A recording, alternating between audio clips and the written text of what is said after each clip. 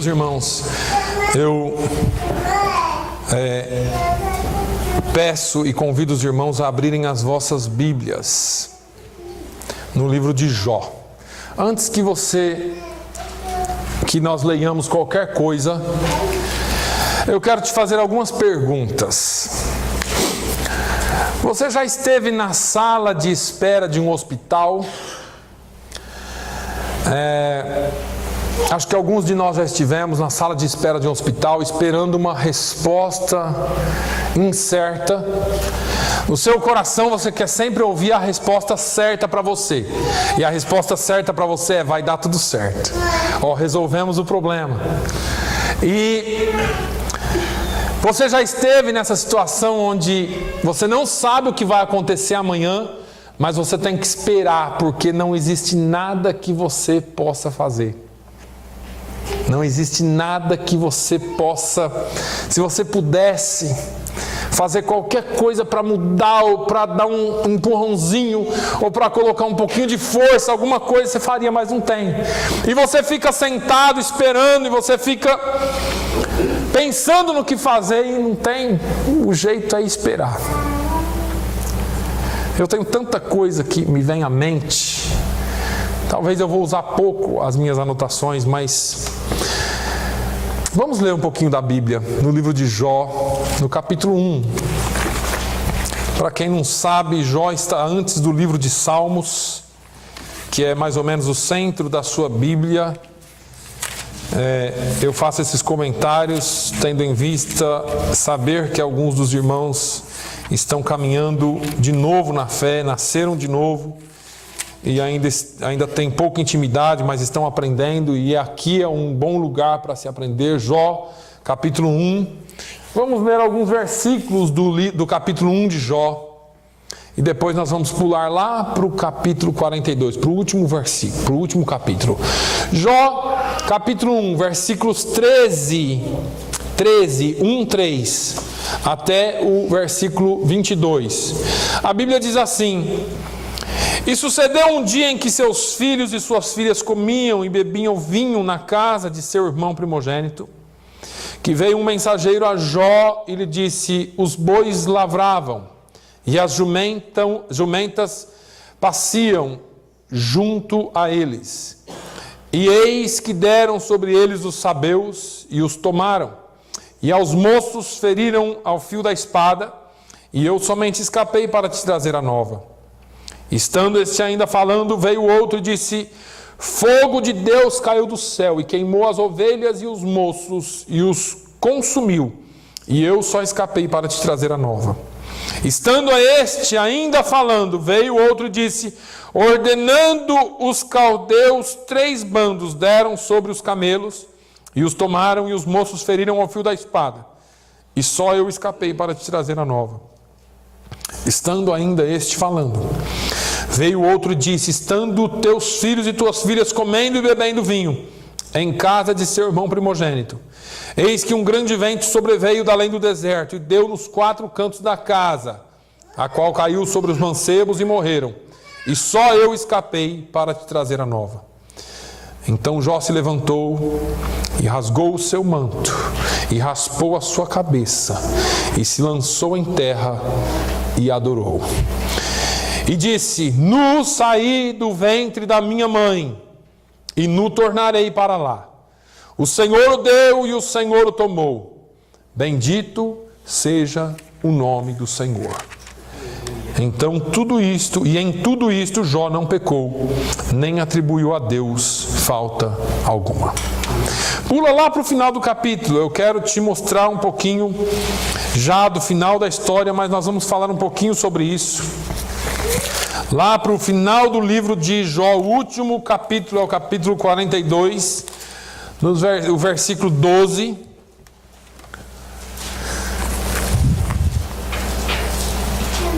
Diz assim: E assim abençoou o Senhor o último estado de Jó, mais do que o primeiro, porque teve 14.000 ovelhas e 6.000 camelos e 1.000 juntas de bois e 1.000 jumentas. Fica só com a parte A do versículo. E assim abençoou o Senhor o último estado de Jó, mais do que o primeiro.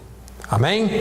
Mantenha a sua Bíblia aberta no livro de Jó, porque Jó é um homem muito conhecido, e até o mundo usa, né, expressões como paciência de Jó, e assim por diante. E talvez na sua época nós pudéssemos chamá-lo de uma referência, porque ele era. Talvez nós pudéssemos chamá-lo de um homem que pudesse ser usado como exemplo. Mas, se você prestar atenção onde nós lemos, Jó perde tudo. E eu não vou voltar no comecinho da história para a gente poder aprender um pouquinho sobre isso. Jó não só perdeu tudo, irmãos, como ele foi cercado de pessoas depois da perda dos seus bens, dos seus filhos, de pessoas que pareciam ser as pessoas certas, mas não eram naquele momento. E Deus permitiu que isso acontecesse. A sua esposa veio a Jó no estado lastimável que ele estava, porque depois de ele perder tudo, ele ainda ficou muito doente.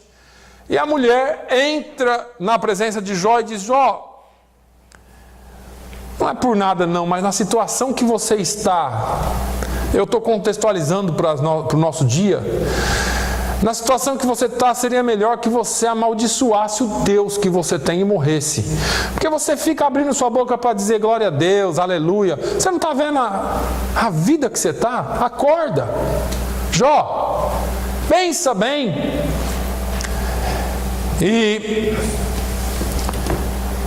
eu comecei essa mensagem falando de espera, de sala de espera por notícias. Eu gostaria nessa manhã de falar alguma coisa que Deus colocou no meu coração. Talvez eu fale de uma sala de espera de Deus, onde Deus nos coloca em espera para alguma coisa, mas você não sabe o que vai acontecer. Você não sabe a notícia que você vai receber amanhã. Você não sabe como vai ser a resposta de Deus para a sua espera. Eu gostaria de falar de algumas coisas que acontecem na sala de espera, porque nós queremos sempre o final da história, e foi por isso que eu li o final da história, porque você quer sempre chegar ao final da história. E eu já perguntei, eu me lembro de ter perguntado aqui, quem quer ser como Paulo? Quem quer ser como Pedro? Quem quer ser como um dos grandes apóstolos de Deus? E às vezes nós nos enchamos: eu já orei na minha imaturidade, Senhor, me deu mesmo. Nós queremos o poder de Paulo, né? O poder de Pedro, mas nós não queremos passar pelo que eles passaram. Nós queremos ser iguais a eles, mas nós não queremos passar pelas dificuldades dessa sala de espera. Nós não queremos passar pela dificuldade do treinamento de Deus, que é na paciência e na perseverança. Guarda essa palavra, perseverança. É difícil esperar, porque todos nós queremos que Deus nos dê paciência, mas Ele quer que nós queremos que Deus nos dê paciência como um toque de mágica. Seja cheio de paciência hoje, em nome de Jesus. E você se enche de paciência, né?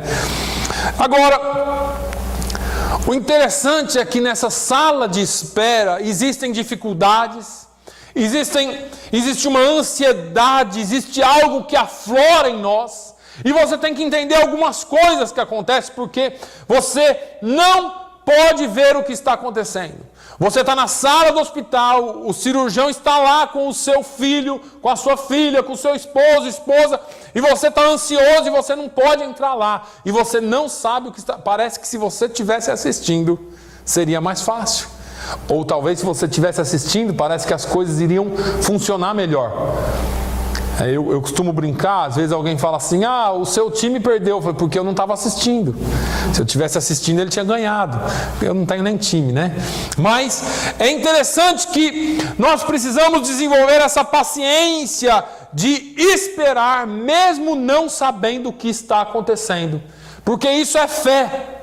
E fé é crer que Deus está trabalhando, mesmo quando nós não podemos ver ou sentir a sua mão. Lembra do Salmo 46? Quer abrir lá no Salmo 46? É um salmo muito bonito e eu gosto de ler esse salmo, porque diz assim: Deus é o nosso refúgio e fortaleza, socorro bem presente na angústia. Isso é lindo e é bom, e todo mundo quer essa parte. Agora, quando chega no versículo 2, ele diz: pelo que não temeremos. E aí entra a pergunta que eu faço para você. Na sala de espera, você está pronto a não temer o resultado? Você está pronto a aceitar, com paz e em paz, que o resultado pode ser positivo e negativo? Deus ainda é o nosso refúgio e fortaleza? Ou será que se o resultado for negativo na sua perspectiva, será que quando as coisas fogem ao nosso controle, Ele não é mais? Será que nós não temeremos? Será que nós vamos conseguir chegar ao final do Salmo e obedecer a esse comando, que não é uma sugestão do salmista, mas ele diz: aquietai-vos e sabei que o Senhor é Deus. Ele será exaltado entre as nações e sobre a terra. Será que nós estamos preparados para esse tipo de experiência, de espera, crendo e tendo fé que Deus tem tudo nas suas mãos, a despeito de quando nós não temos o controle nas nossas mãos? Falei aqui sobre ter o controle. É interessante que nós geralmente não entendemos tudo o que está acontecendo na sala de espera. Quando você está lá, você não sabe do que está acontecendo. E não significa, entenda isso, que quando você está na sala de espera angustiado, você não é espiritual. Nós somos seres espirituais. Ou que alguma coisa terrivelmente errada possa acontecer e você entrar em desespero. Ontem eu estava conversando com um amigo, ele me fez uma visita surpresa em casa, e ele estava dividindo alguma coisa comigo, e eu falei: sabe, às vezes eu me sinto culpado. Ele disse: por quê? Eu falei: porque às vezes parece que o telhado está desabando e eu não consigo fazer nada.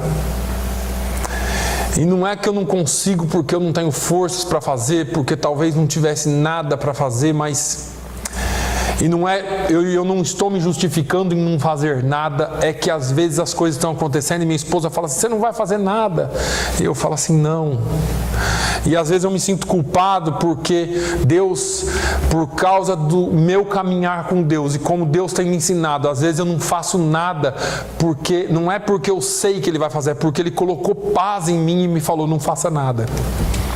E eu me sinto culpado porque às vezes dá a impressão de que eu tinha que estar fazendo mais, de que eu tinha que estar me esforçando mais, principalmente em algumas áreas da vida. E eu falo assim: meu Deus, por que eu não tenho, não vou e faço? Eu estava comentando isso com ele, porque Deus tem seus propósitos e porque Deus chama cada um para uma coisa. E às vezes eu estava falando com ele, às vezes eu me sinto tão culpado de não fazer mais. Ele falou assim: se isso Deus tem colocado paz no seu coração, assim, continue assim. Quando foi que Deus falhou com você? E eu não consegui achar o dia que Deus falhou comigo. Eu não consegui achar uma vez que Deus falhou. Mas, ao mesmo tempo que eu me sinto, às vezes, culpado em não fazer mais, vem a palavra de Deus e simplesmente fala: prossiga fazendo o que você está fazendo. Hoje pela manhã o pastor contou uma historinha aqui de uma mãe que levou um filho de 8, 9 anos para um concerto. Um povo muito rico, muito fino. Um concerto onde todo mundo está vestido aqueles ternos pretos compridos, né? Que eu nem sei o nome, aqueles negócios de rico. E Chegou lá no concerto, todo mundo em silêncio, aquele lugar que parece mais um velório do que um concerto, porque não se ouve só uma mosca passando.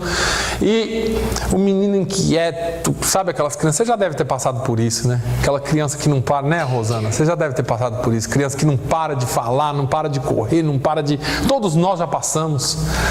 E em um dado momento a criança corre e sai de lá, sobe lá no palco e senta ao piano. E a mãe procurando a criança, e o menino bate a mão lá no piano. E todo mundo, de quem que é esse filho? Será que não tem mãe para cuidar? Será que não tem o que fazer? E de repente o menino começa a tocar algumas notas musicais, meio desconexas ainda. E todo mundo aqui no palco reclamando, mas aqui atrás das cortinas, o mestre começou a ouvir. E aquilo que parecia desconexo para a plateia, o mestre entrou devagarzinho pelas cortinas, foi no menino por trás dele, colocou as mãos no piano e falou: continua tocando, e começou a tocar com ele. E aquilo foi virando uma melodia muito bonita. E assim é a nossa vida. Às vezes você começa a tocar alguma coisa muito desconexa.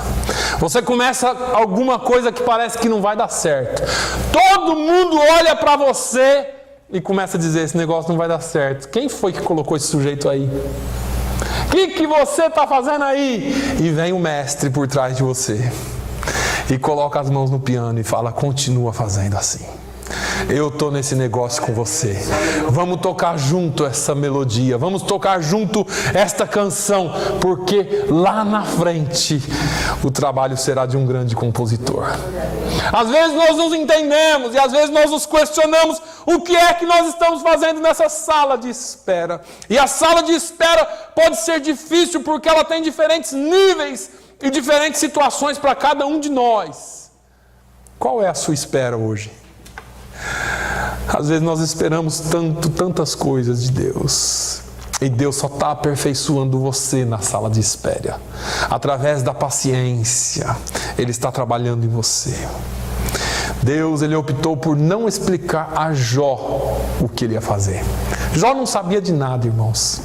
Assim como eu e você não sabemos. Deus simplesmente resolve entregar Jó nas mãos de Satanás. Pode bagunçar com a vida dele. E pode bagunçar com a saúde dele também. Só não toca na vida, só não mata ele. Mas o resto você pode fazer o que você quiser. E Jó, sem saber de nada. Deixa eu te perguntar, você já dirigiu numa pista, num dia de neblina forte? Você dirigindo? Você teve que parar o carro porque não dava para continuar conduzindo? Agora, você já andou de trem num dia de neblina? Talvez você não tenha andado. Eu andei lá em São Paulo, tinha muito. Pode estar neblina que for. Sabe por que no trem você não precisa parar?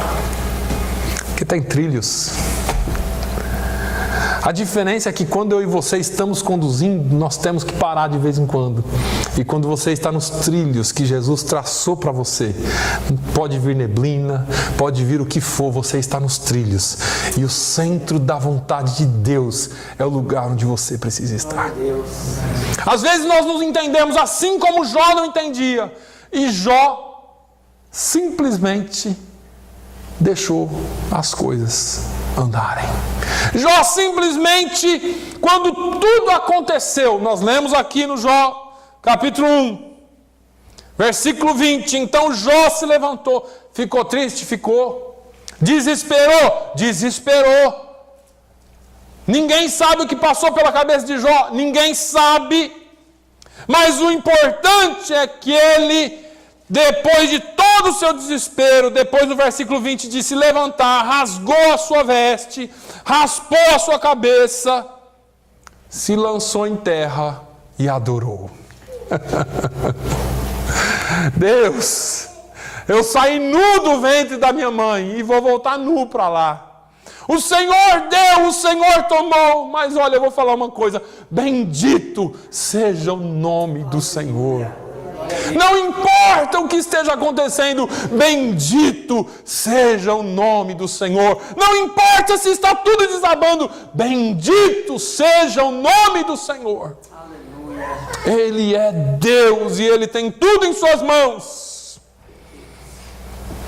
Quando nós estamos dirigindo o nosso veículo num dia de neblina, a pior coisa que pode acontecer é nós acharmos que somos autossuficientes. Não, eu vou continuar porque eu sou bom nesse negócio de neblina. E aí acontecem os acidentes, né? E a autossuficiência, ela é uma inimiga da fé em Deus. Quando nós nos julgamos bons e autossuficientes, é quando nós falhamos. Jó falou, não, é tudo nas suas mãos, Senhor, está tudo nas suas mãos. O Senhor dá, o Senhor tira, o Senhor devolve, o Senhor faz o que o Senhor quiser. Bendito seja o seu nome. Agora a sala de espera é um lugar de atraso para nós. O médico sai lá e fala, ó, vai demorar, a enfermeira, vai demorar mais 2 horas. Não acabou ainda, deu um errinho ali. E na nossa vida é assim, quando você está passando por um problema, parece que nenhum problema é tão pequeno ou tão grande que não possa ficar maior, né? O problema é um negócio terrível. Você faz uma previsão, assim, eu vou conseguir isso aqui, eu vou tirar de letra, daqui uma semana está tudo bem. E aí o negócio desaba. Você achou que fosse estar tudo certo. A sala de espera de Deus, às vezes, ela é um pouquinho mais longa do que você imagina. Deus, Ele usa a sala de espera para trabalhar você e eu. Ele usa essa sala de espera para que você entenda que Ele está no controle. Os problemas vêm para você. E quanto mais forte eles vêm, é para que você entenda que não existe nenhum problema tão grande que Deus não possa resolver. É porque quando você se vê impotente, Deus entra e resolve, e você começa a desenvolver confiança nele através de processos de vida, através dessa sala de espera. A maior obra de Deus na nossa vida pode ser em breve. Vai acontecer. Você não tem sem pressão. Vai acontecer. Vai dar tudo certo. E a gente está sempre esperando algo maior. Mas deixa eu te dizer uma coisa. Pode atrasar. Pode demorar um pouquinho na sua visão. E pode não ser tão confortável. Salas de espera, na maior parte das vezes, tem aquelas cadeiras desconfortáveis, né? Grudada no chão e só com aqueles 2 braços assim que não dá nem para você deitar. Geralmente é desconfortável, não só pela posição ou pela forma como os objetos são, mas pela situação que você passa. Sala de espera é um lugar onde você aprende lições de vida que você não aprenderia se você não estivesse passando por aquilo.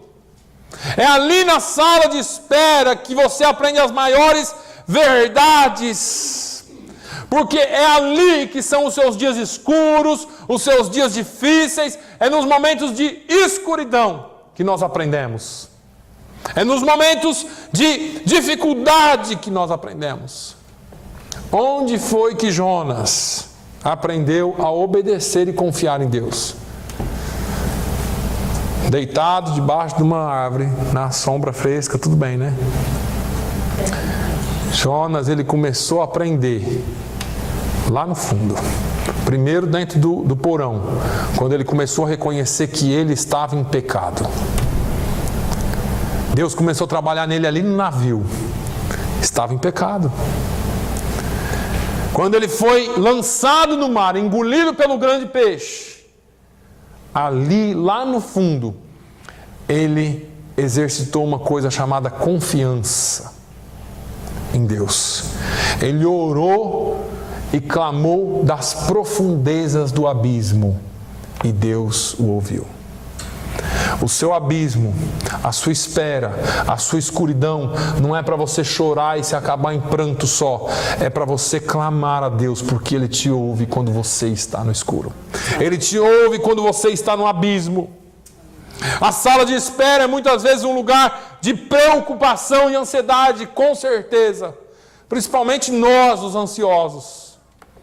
Porque nós nos preocupamos, ficamos ansiosos. E esse mesmo amigo meu ontem falando, às vezes me estoura até coisa na pele, de tão ansioso e nervoso que eu fico.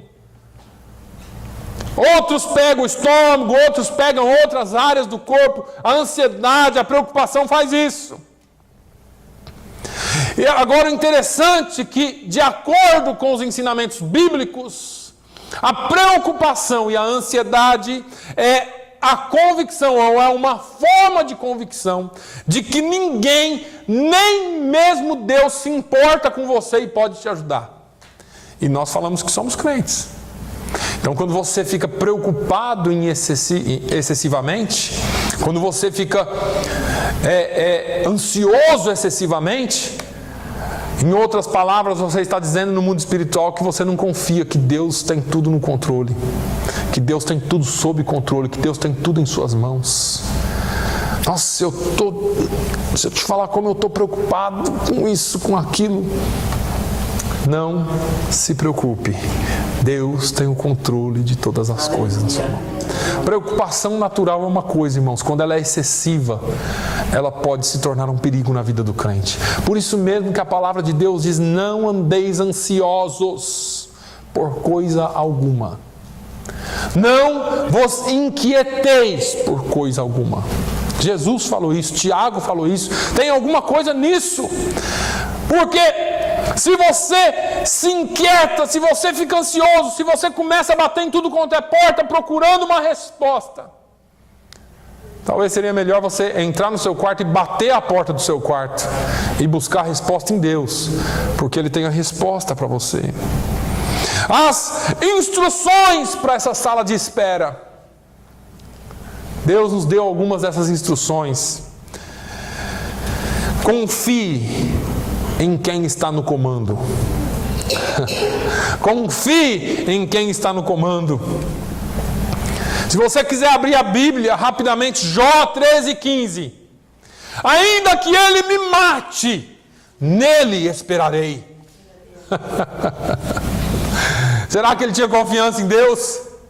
Ainda que ele me mate, nele esperarei. Jó 41:33, na terra não há ninguém como ele. Então para de bater em portas por aí, meus irmãos. Salmo 46:1, nós já lemos aqui hoje, Deus é o nosso refúgio. Significa que Ele está sempre ativo para te dar refúgio. Ele é nossa fortaleza, Ele é sempre capaz de te ajudar. Ele é uma ajuda, um socorro bem presente na hora da angústia. Ele está sempre disponível para te ajudar, para te socorrer. Vamos lá, confie em quem está no comando. Fique perto. Na hora da dificuldade, irmãos, eu não sei, tem gente que é dos avessos, né? O certo da nossa vida como cristãos é sempre caminhar com Deus.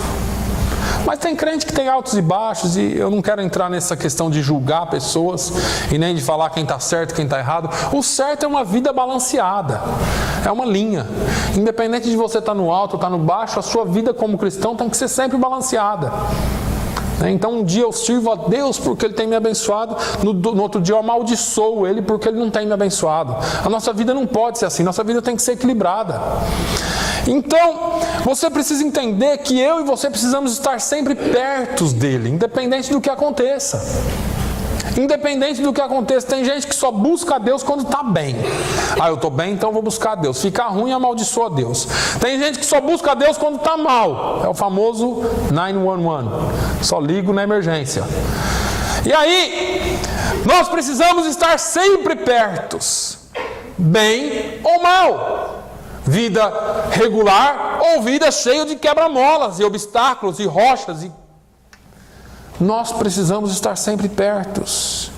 Lá no final, no capítulo 42, Jó nos dá uma visão sobre isso. Ele fala assim, olha, antes eu te conhecia de ouvir falar, agora os meus olhos te veem. O fato é que nós precisamos caminhar vendo Deus sempre, em todos os detalhes. E às vezes é difícil ver Deus, mas se você estiver perto dele, você vai vê-lo. Independente de como estejam andando as coisas. Não deixe de esperar. Cansei dessa cirurgia, não quero nem saber o que vai acontecer com meu filho, estou indo embora. Você faz isso? Não faça isso na sua vida espiritual também. Nessa sala de espera, é ali onde Deus te ensina algumas coisas. É ali onde Deus trabalha algumas coisas na sua vida. É aí que você tem mais probabilidade de ouvir a voz de Deus. Olha que interessante, 1 Reis 17. Fala a história de Elias. Elias vai lá e profetiza, fala, olha, segundo a minha palavra, não vai chover, não vai ter orvalho, não vai ter nada. Enquanto eu não falar, não vai cair água sobre a terra. E aí Deus chama Elias e fala, Elias, vai lá para o ribeiro de Querite. E lá eu vou dar ordem aos corvos para te sustentar, trazer comida para você, e você fica lá e bebe do ribeiro. E Elias foi. E a Bíblia diz, lá no versículo, perto do 8, do 9, eu imagino que seja o 9, e sucedeu que passados os dias o ribeiro se secou, porque não tinha havido chuva na terra. Elias foi, obedeceu a Deus, foi lá para o ribeiro de Querite, os corvos sustentaram ele, e o ribeiro secou. Eu obedeço a Deus e o ribeiro seca. Deus tinha que fazer um milagre aqui, tinha que brotar água de alguma coisa aqui que nem brotou no deserto. Esse negócio de ribeiro secar, não dá, eu estou obedecendo a Deus. E aí tem gente que olha assim, às vezes, para a vida de alguém e fala assim, está em pecado. Só pode, se fosse Deus que tivesse mandado mesmo, não estava passando por isso, não. Deixa eu te dizer uma coisa, Deus age nos caminhos que você e eu não entendemos. Olha que interessante, então veio a ele a palavra do Senhor. Quando o ribeiro secou, veio a ele a palavra do Senhor dizendo, levanta-te e vai para Serepta. Aleluia. Você tem que entender uma coisa, nem sempre Deus fala com você quando está tudo bem. E às vezes nós falamos assim, está tudo muito bem, está tudo muito bom, para quê? Às vezes Deus tem que usar alguns caminhos tortuosos para que você pare um pouquinho para ouvir a voz de Deus. Às vezes Deus está tentando falar com você já há algum tempo, mas tem muita água no ribeiro, tem muito corvo trazendo comida. Está na hora de secar o ribeiro para falar com você. E quando Deus seca o ribeiro, cabe a você ouvir a voz dele ou sair da sala de espera. Nem sempre você e eu vamos estar onde queremos para ouvir a voz de Deus. Nem sempre eu e você vamos ter o que queremos para ouvir a voz de Deus.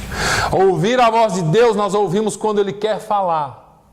E às vezes Ele quer falar nos lugares mais difíceis da sua vida.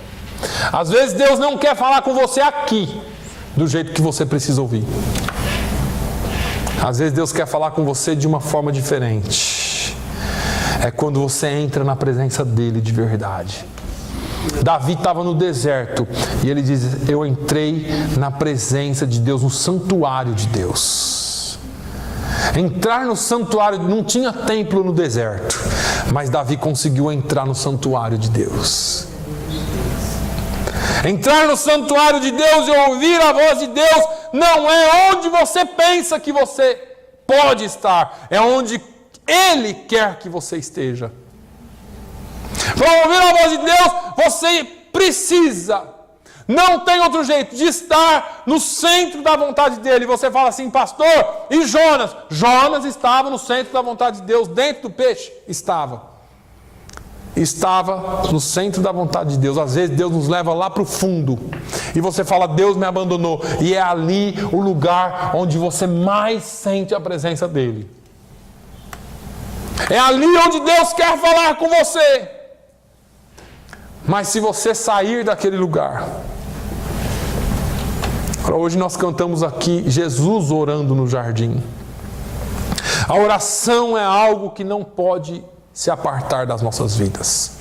Não tem como você ouvir Deus se você não falar com Deus, se você não orar com Deus.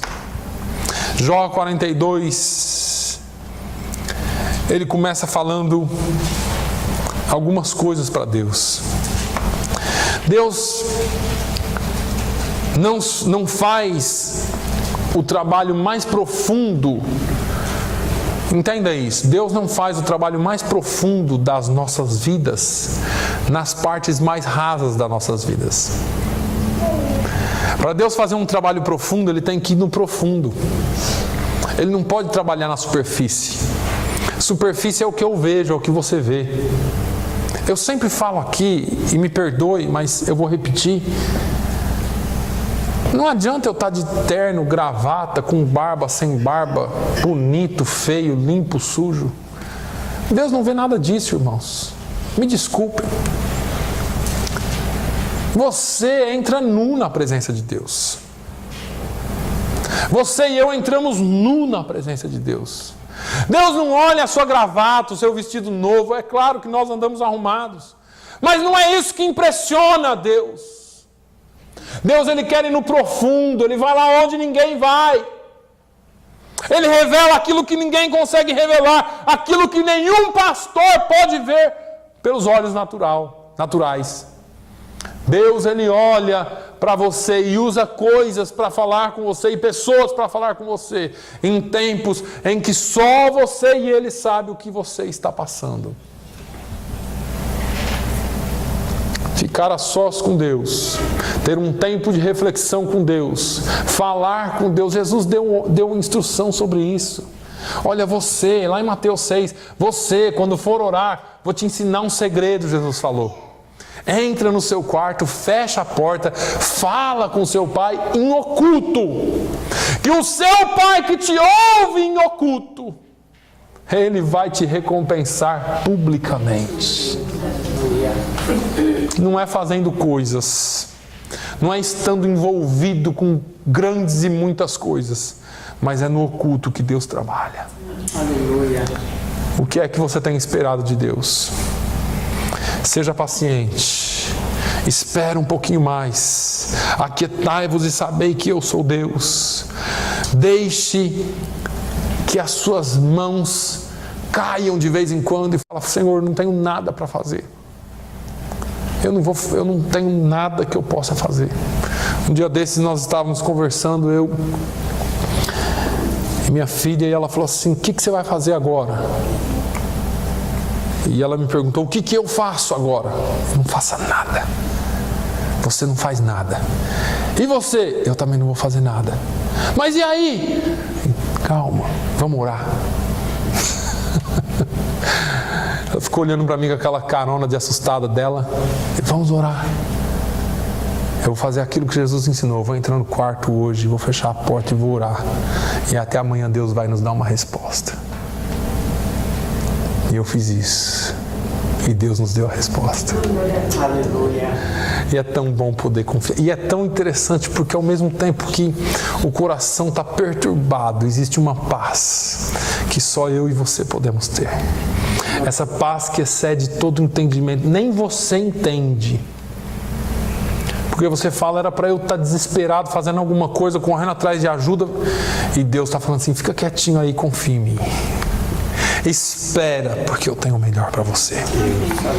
Deus, Ele precisa fazer primeiro algo em você e em mim, para depois Ele fazer através de mim e de você, e para depois Ele fazer algo para mim e para você. Primeiro Ele precisa trabalhar em nós, depois Ele faz para nós, para que Ele nos use para fazer para os outros. Não adianta você querer cortar caminho. Agora, vamos continuar por causa do horário. Antecipe a resposta de Deus.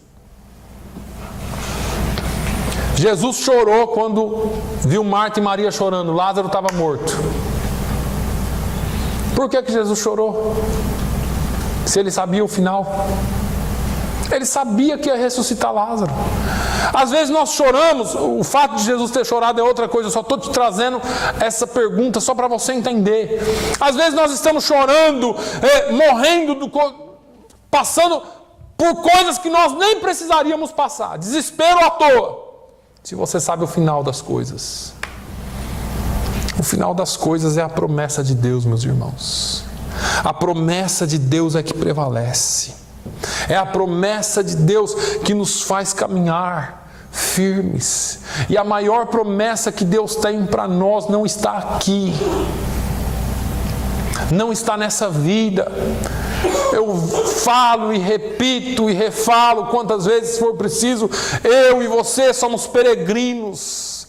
Paulo fala que se nós olharmos, se os crentes, se nós cristãos olharmos para Jesus e esperarmos em Jesus somente, ou no cristianismo somente para esta vida, nós somos os mais miseráveis de todos os homens. A nossa maior promessa está em João 14. Não se turbe o vosso coração, crede em Deus, crede também em mim. Na casa do meu pai há muitas moradas. Se não tivesse, eu não estaria falando isso para vocês. Vou preparar-vos lugar. E se eu for e vos preparar lugar, voltarei e vos levarei, para que onde eu estiver, estejais vós também. Meu Deus. É a maior promessa na vida do crente. Você é crente, não é porque você tem que ter uma igreja para ir, não é porque você achou legal estar aqui entre esses irmãos aqui, não. Você é crente porque você sabe que servir a Deus é a melhor coisa que existe, por causa da promessa que Ele já nos deu. Glória a Deus. E se eu fechar os olhos aqui agora, Paulo falou isso: morrer para mim é ganho, é lucro. Preciosa é a vista do Senhor, a morte dos seus santos. Irmãos, não se esqueça, a sua maior vitória será no grande dia que Jesus te chamar. Deus não coloca prova nenhuma para nos matar. Mas vamos um pouquinho adiante, a descoberta ou as descobertas que nós temos ou descobrimos na sala de espera. Jó descobriu uma nova perspectiva de vida. Diz assim: sucedeu, pois, que acabando o Senhor de dizer a Jó aquelas palavras. Observe que quando Deus acaba de falar, as coisas começam a acontecer.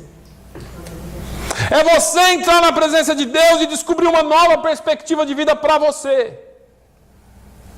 É interessante que Paulo passou por algumas provações. No Novo Testamento, talvez Paulo possa ser comparado às provações que ele passou. Agora, Romanos 5, 3 a 5, ele diz: e não somente isso, mas também nos gloriamos nas tribulações, sabendo que a tribulação produz a paciência. Então, você quer ter paciência? Vai passar um pouquinho de tribulação. Sabendo que a paciência produz a experiência produz a esperança. E a esperança não traz confusão, porquanto o amor de Deus está derramado em nossos corações pelo Espírito Santo que nos foi dado. Em Romanos 8, 18 ele diz: porque para mim tenho por certo que as aflições deste tempo presente não se comparam, ou não são para comparar, com a glória que há, ou que em nós há de ser revelada. Irmãos, essas tribulações de hoje não se comparam com o futuro. Existe uma promessa para a sua vida. Você tem que ter uma perspectiva nova de Deus para a sua vida. Agora há uma nova provisão também. Jó 42, 10. E o Senhor deu a Jó o dobro que ele tinha antes. Na sala de espera de Deus, assim como Jó, Paulo encontrou alegria. Paulo encontrou propósito. Olha o propósito. Eu não vou passar por tudo agora porque o horário não me deixa. Mas Paulo encontrou alegria. Se você ler depois a carta aos Filipenses. Propósito, prossigo para o alvo. Qual é o seu propósito? Qual é o seu propósito sendo cristão? Prossigo para o alvo pelo prêmio da soberana vocação de Deus em Cristo Jesus. Paz, regozijai-vos sempre no Senhor. Outra vez vos digo, regozijai-vos. E você só pode regozijar se você tiver a paz que excede todo entendimento. Força! Posso todas as coisas naquele que me fortalece. Eu já falei aqui, Paulo não estava falando isso aí por causa dos carros novos que ele tinha, nem das casas novas que ele tinha. Paulo falou isso num momento de tribulação. Posso todas as coisas naquele que me fortalece. Provisão, e o meu Deus, segundo as suas riquezas, suprirá todas as vossas necessidades em glória por Cristo Jesus.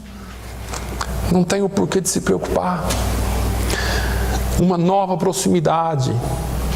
Na sala de espera você vai ter proximidade com Deus. Nesse momento de angústia, nesse momento de espera, de não sei o que fazer. Lembra que eu li? Antes eu te conhecia de ouvir falar. Agora eu estou mais próximo. Agora os meus olhos te veem. Antes eu ouvia falar, sabe que existe aí um Deus que é assim, sei, Deus é bom. Agora não, agora eu ando contigo. Agora eu te vejo face a face. Agora você é meu amigo. Agora nós caminhamos juntos. Agora é braços dados. As dificuldades da espera na vida de Jó levou ele mais próximo de Deus.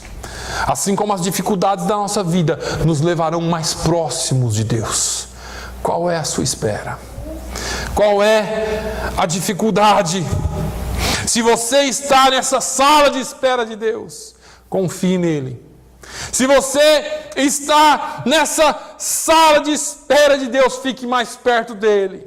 Ore um pouquinho mais, seja um pouquinho mais paciente. Se prepare para descobertas maravilhosas na sua vida. Eu quero que você e eu possamos dizer como Jó disse, no capítulo 42, no versículo 2. Bem sei eu que tudo podes, e nenhum dos seus planos, dos seus propósitos, pode ser impedido. Nenhum dos seus planos pode ser impedido. Feche seus olhos por um minuto. Pai, eu te louvo. Eu te agradeço por tudo que o Senhor tem feito na minha vida, Senhor. Eu te agradeço por tudo que o Senhor tem feito na vida dos teus filhos. Te agradeço, Senhor, porque os seus planos e os seus caminhos e os seus sonhos para nós são maiores do que os nossos. Eu te louvo, Senhor, porque o Senhor tem cuidado de nós. Eu te louvo, Senhor, pela tua grandeza. Eu te louvo, Senhor, porque ainda quando nós não conseguimos te ver, o Senhor nos vê e o Senhor cuida de nós. Pai, muito obrigado por esse dia. Muito obrigado por cada problema que nós passamos, porque nós aprendemos a confiar mais em Ti. Obrigado, Senhor. Nós te louvamos no nome de Jesus. Andrew.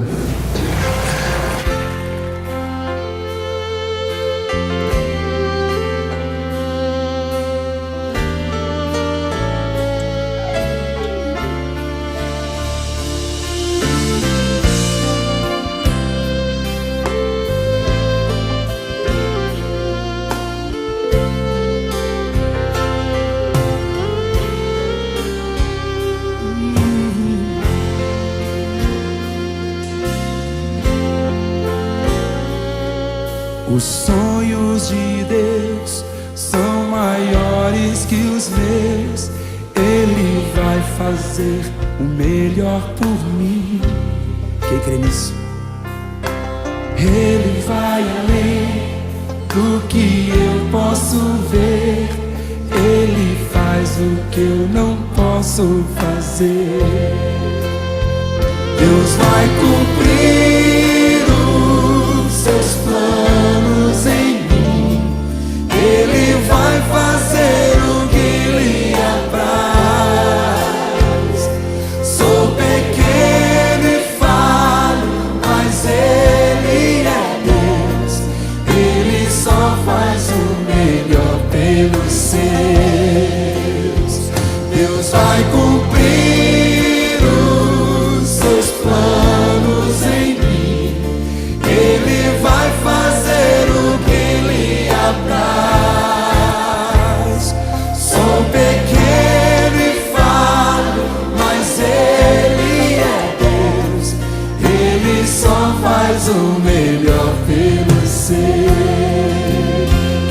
promessa do Senhor aí? Dê um amém bem forte. Aleluia.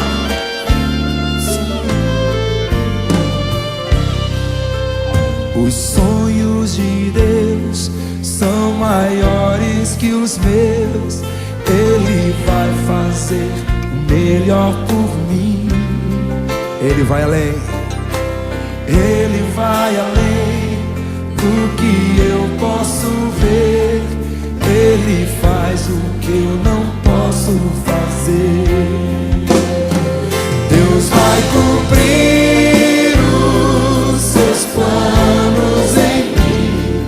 Ele vai fazer o que lhe apraz. Sou pequeno e falho, mas Ele é Deus. Ele só faz o melhor pelos seus. Deus vai cumprir os seus planos em mim. Ele vai fazer o que lhe apraz. Sou pequeno e falho, mas Ele é Deus. Ele só faz o melhor. Levante as suas mãos e cante, acredito. Acredito, sim. Acredito, sim. Acredito, sim, que Deus vai fazer o impossível em meu viver. Acredito.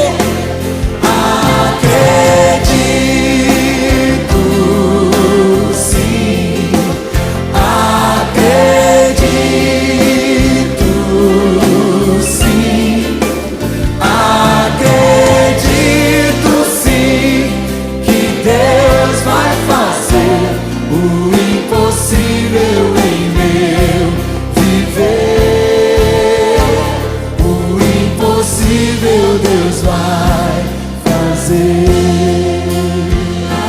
Acredito, sim. Acredito, sim. Acredito, sim, que Deus vai fazer o impossível em meu viver.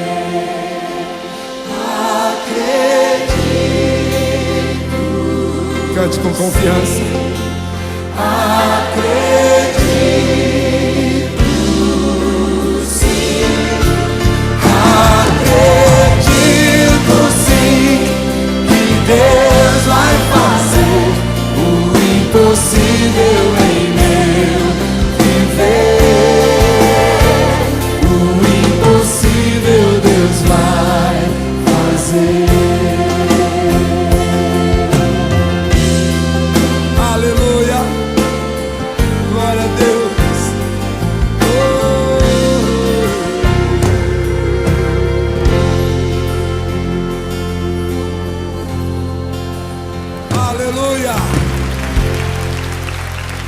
Glória a Deus. Fique em pé, meu querido. Glória a Deus.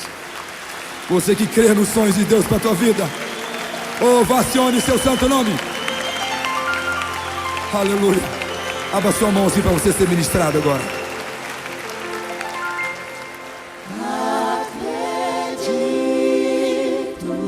Feche seus olhos. Lembra de cada promessa que o Senhor já fez para você.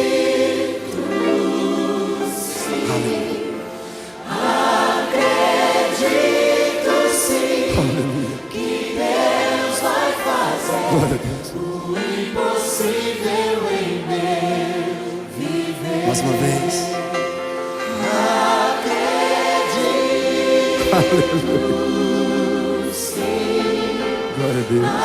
Acredito, sim. Acredito, sim, que Deus vai fazer o impossível em meu viver. impossível. O impossível Deus vai fazer.